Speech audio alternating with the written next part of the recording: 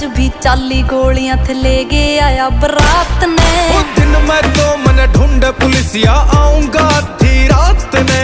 अखबारों की हेडलाइन में बंदा जो मेरे साथ में। वो दिन मैं तो मन ढूंढे पुलिसिया आऊंगा आधी रात ने।